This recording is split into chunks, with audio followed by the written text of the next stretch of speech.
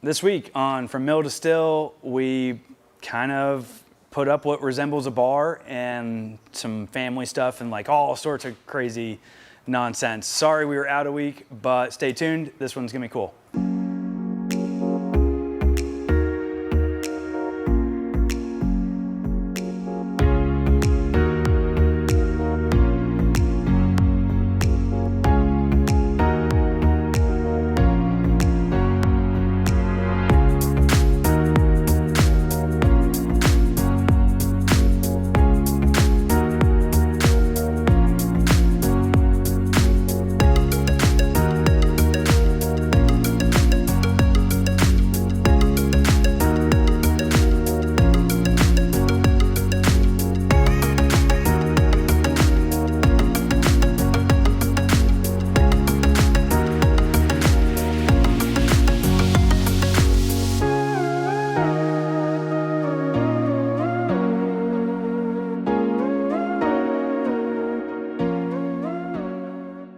As we go further and further into the finishes of the cotton mill here, I get to go from talking about, hey, pretend and picture and look at these plans to, hey, look at this actual thing that's sitting right here in front of us that we can talk about and know what it is. The bar went in this week. So we had these plates fabricated for us. This is not like a recycled part of the mill. These steel plates are fresh steel, and they make up the front wall of the bar. I just wanted a hard, sharp look, and we'll cover this with something TBD. But you can see this giant, awesome bar here. So if you look at it, we're gonna have tile come out to here, because this is a high traffic area. And then you'll sit here and you can plug your phone in. I'm gonna have some brackets here to hold up the countertop, and also these brackets will act as hanging your coat or your purse or something. So we'll support the top that way. We recycled, upcycled the columns, the beams have been upcycled from over here. You'll just see it in the B-roll maybe. They were hanging in the ceiling, and now they are forever gonna be featured with our bar. We'll seal these and leave them just how they are painted. Coming over to this side, we'll run the hardwood back up to the steel plate here, and then we're gonna drop down to a handicap height bar here. So we have an ADA compliant bar here, which will be really nice. And then it'll be a high bar here. Back here, you'll have two cocktail stations. You'll have a cocktail station here where fresh glass, ice bin, dump sink, and stuff and things over there. And then I think it actually runs to about here. And another repeat cocktail station here. But you have everything you need as a bartender. Clean glass here, access to everything you need. You build the drink right here without, excessive leaning or bending over. And then you have dirty glassware and trash and recycle receptacles. Everything's right here. And then we'll have two cold storage glass front coolers here. So if you're like, oh, I want a beer, because I don't know why you do that at cocktail bar, but I actually might do that every once in a while. I love beer. You can ask for it here. We'll also have a kegerator right here. So there'll be maybe some six-tills that will feature local beers. Right here. As you come towards the back, we'll have POS systems everywhere. The servers will orbit the back here. So as they're waiting on tables, they can get their sodas and their ice bin, and there'll be a dishwasher here, clean glasses. All that crap runs behind this 13-foot bar. And then we'll just kind of feature all the liquors we make on this wall and stuff like that. So that's the bar. And if you can picture it now that it's put in, picture this. Welcome to Muddy River Distillery in the Mount Holly Cotton Mill.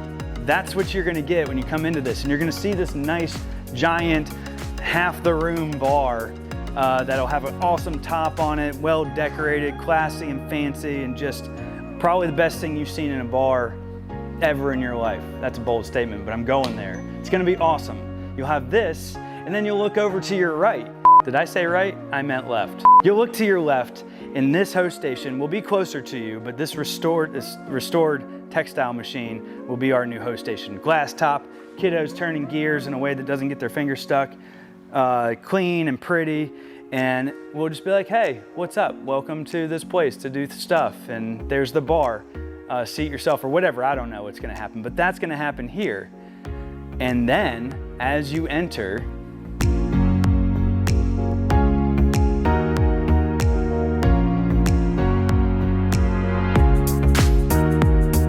You can walk in and see the entire production as if it's some sort of exhibit at the zoo.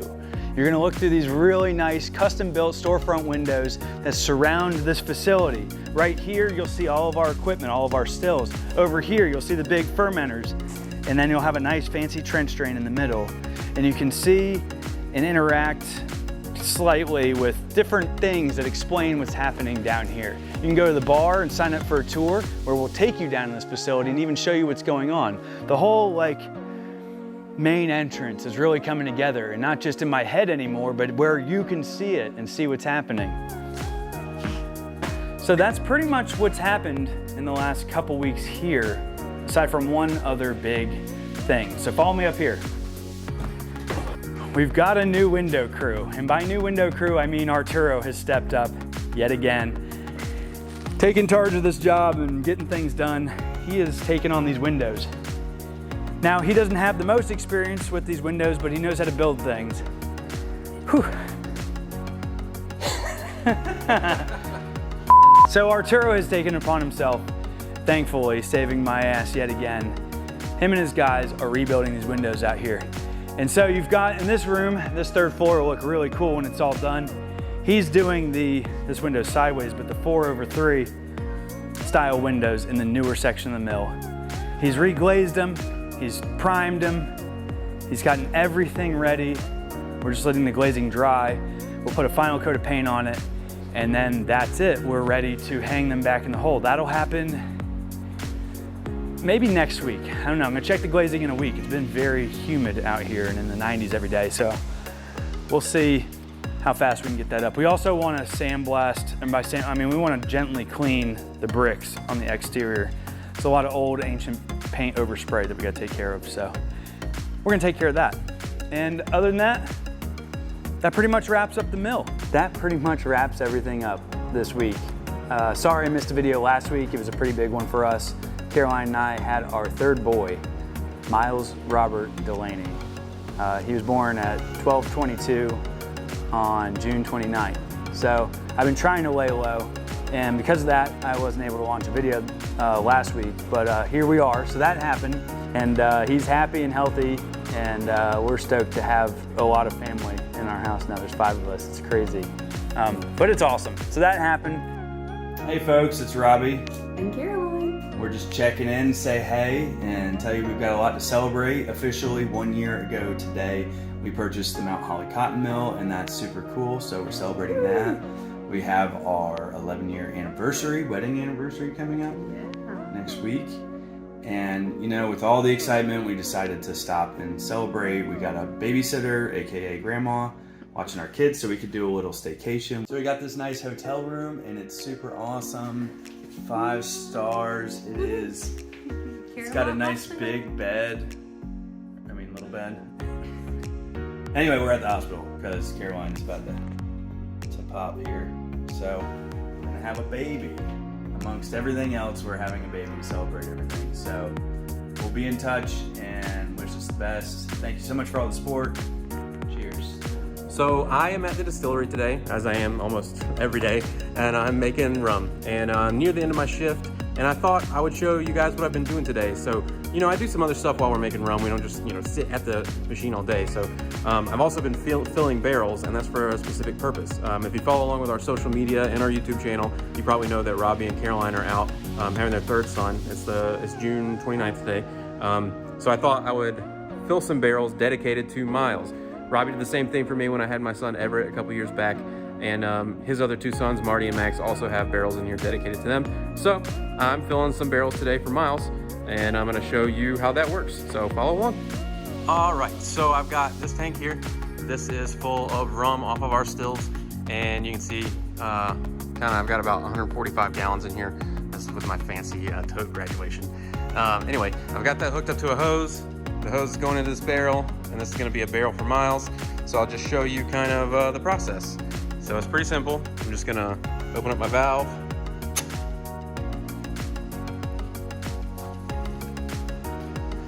You can kind of hear that barrel's getting filled pretty rapidly. I'll use this valve to shut it off when I'm near done. Then I'll measure it and make sure I've got the right amount in there.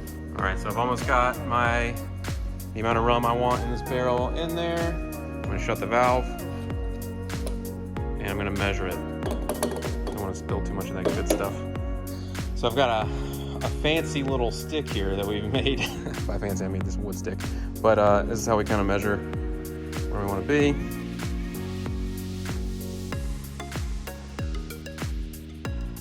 If you look at that, I'm almost right on the dot. So I'm just gonna tap this open for another second and I'll be good to go. All right, so one barrel's full, time to do the next one. Also the smell that gets pushed out of the barrel is really nice. It's like the caramelized wood smell, but then you also get like that fresh rum smell right off our stills that you may have smelled if you've come in here on a day when we're distilling.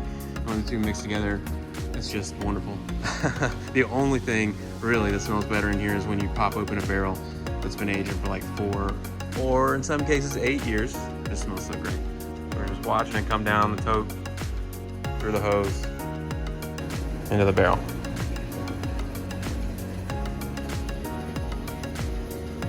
Anyway, here in a second, I'll probably shut it off a little bit early, and that way I don't risk overfilling the barrel, because I can always add more to it. I just can't take any out. I did before, and twist it. Come back to it with my measuring stick. Look at that, right on the dot. Perfecto. All right, once the barrels are filled and labeled, we just have to bang the bung in. So this is gonna be really loud, but this is what we do.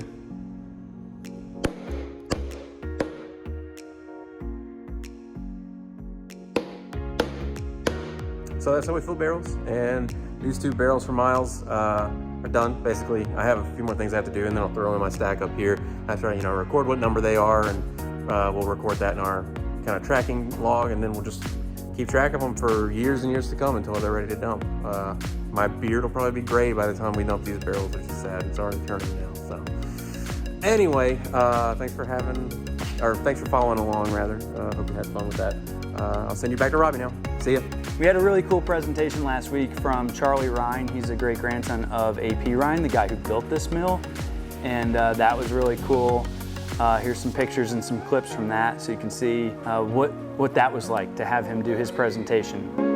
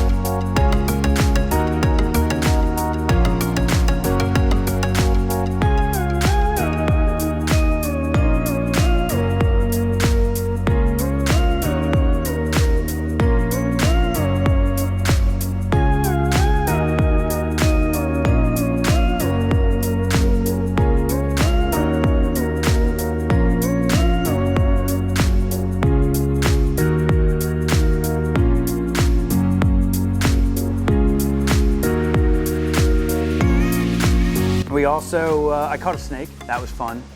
That's a big one. Oh, don't pee on me. Yeah, I think that's pretty much it. If you haven't already, please subscribe, come to the distillery and check us out. You can find our products in your local liquor store. Thank you so much. Oh, we also launched new shirts. Don't be dumb, drink Carolina rum. These things are awesome. So I thought I'd rock one for this video, not my usual hula shirt. And that's it. Cheers, thank you so much for watching. Talk to you later.